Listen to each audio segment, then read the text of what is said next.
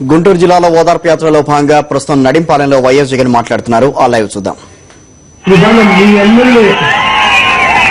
ప్రతి పేదవాడికి తోడుగా నిలబడడానికి, ప్రతి రైతన్నకు అండగా నిలబడడానికి తన పదవులు పోతాయి అన్న సంగతి తెలిసి ఉన్నా కూడా ఈ ప్రభుత్వం మీద అవిశ్వాస తీర్మానానికి మద్దతు తెలిపి ఇవాళ గర్వపడుతున్నాను ఈ ఎమ్మెల్యేని చూసి అని చెప్పి నేను చెబుతున్నా.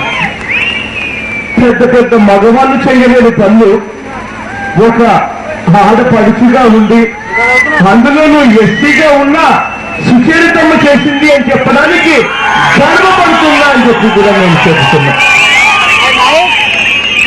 కారణం ఏమిటి అంటే ఇవాళ రాజకీయాలలో ఉన్నప్పుడు ఏ వ్యక్తి అయినా కూడా ఫలాని వాడు మా నాయకుడు అని చెప్పి ప్రతి కార్యకర్త కూడా సగర్వంగా తలెత్తుకుని చెప్పాలి ఫలాని వాడు మా నాయకుడు అని.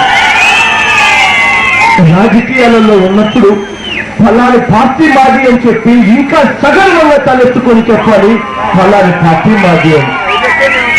నాకు ఆ వాళ్ళ బాగా గుర్తుంది. నేను ఆ వాళ్ళ ప్రతి ఎమ్మెల్యేకు కూడా ఒకే ఒక్క మాట చెప్పా.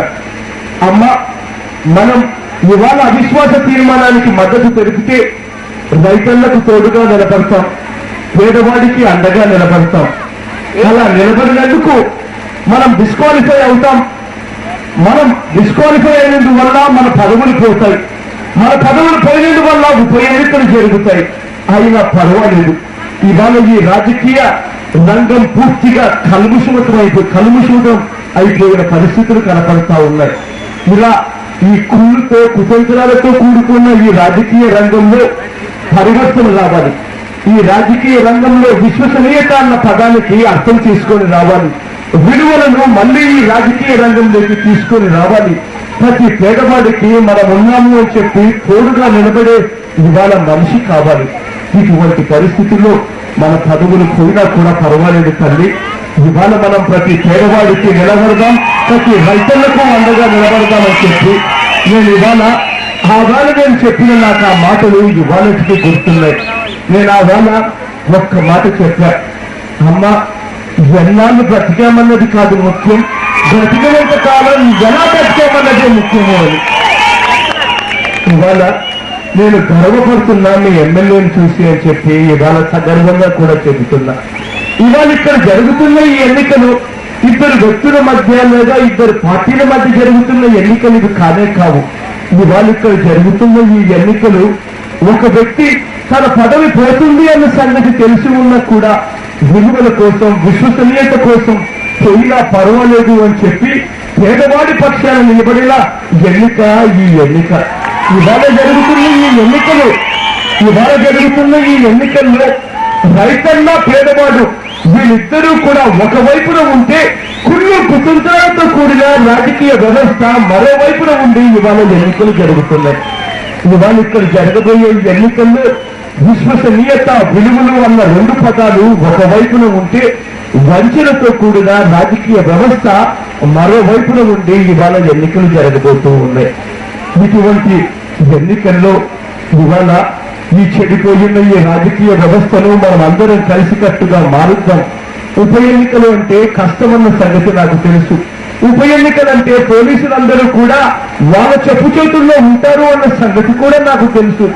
ఉప ఎన్నికలు అంటే మూటలు వాళ్ళ డబ్బులు తీసుకుని వస్తారు అన్న సంగతి కూడా నాకు తెలుసు. ఆప్యాయతలను, అనురాగాలను వేలం వేసి కొనడానికి కూడా ప్రయత్నం చేస్తారు అన్న సంగతి కూడా నాకు తెలుసు. అయితే నేను ఇవాళ ఒక్క విషయం మాత్రం చెప్పదలుచుకున్నా.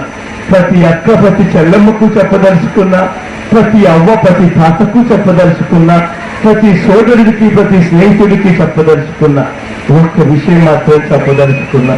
ఆ విషయం ఏమిటి అంటే ఈ చెడిపోయిన ఈ రాజకీయ వ్యవస్థను మనం బాగుపరుస్తాం. ఈ చెడిపోయిన ఈ రాజకీయ వ్యవస్థల్లో విలువలను, విశ్వసనీయతలను మళ్ళా వెనక్కి తీసుకొని వస్తాము అని చెప్పి ప్రతి అక్కకి ప్రతి చెల్లమ్మకు చెప్దామనుకుంటున్నా. నేను చెప్పదలుచుకునేది ఒకటే. మూటలు వాళ్ళు డబ్బులు తీసుకొని వచ్చి ఆప్యాయతల్లో, అనురాగాలని కొనడానికి వాళ్ళు ప్రయత్నం చేస్తే మాత్రం ఒక్కటి మాత్రం చెప్పదలుచుకున్నా. వాళ్ళు డబ్బులు ఇస్తే మాత్రం వద్దు అని మాత్రం ఎవ్వరూ అనలే అనకండి అని చెప్పి చెప్పి ఇవాళ నేను చెబుతున్నా. కారణం ఏమిటి అంటే వాళ్ళ దగ్గర డబ్బులు చాలా ఉన్నాయి.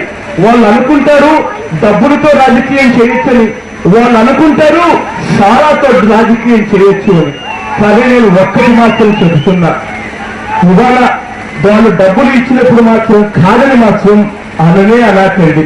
డబ్బులు తీసుకోండి, కానీ మీ మనస్సాక్షి ఏ విధంగా చెప్తే ఆ మాదిరిగానే ఓటేయండి అని మాత్రం ప్రతి అక్క ప్రతి చెల్లెమ్మకి చెప్తున్నాను, ప్రతి అవ్వ ప్రతి తాతకు చెప్పదలుచుకున్నా, ప్రతి సోదరుడికి ప్రతి స్నేహితుడికి చెప్పదలుచుకున్నా.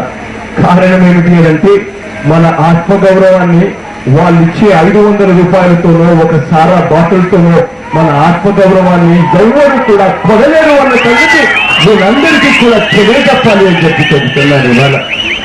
ఇవాళ ఇటువంటి పరిస్థితుల్లో జరుగుతున్న ఈ ఎన్నికల్లో మీ అందరి చల్లని దీవెనలు, మీ అందరి చల్లని ఆశీస్సులు సంపూర్ణంగాను మనస్ఫూర్తిగాను నా చెల్లి నా పక్కనే నిలిచిన ఉన్న సుచరితమ్మకు సంపూర్ణంగా కూడా అందించవలసిందిగా సదనీయంగా చేతులు జోడించి ప్రతి అక్క ప్రతి చెల్లెమ్మను, ప్రతి అవ్వ ప్రతి తాతను, ప్రతి సోదరుని స్నేహితుడిని ఆశీర్వదించవలసిందిగా సదనీయంగా చేతులు జోడించి ప్రార్థిస్తున్నాను.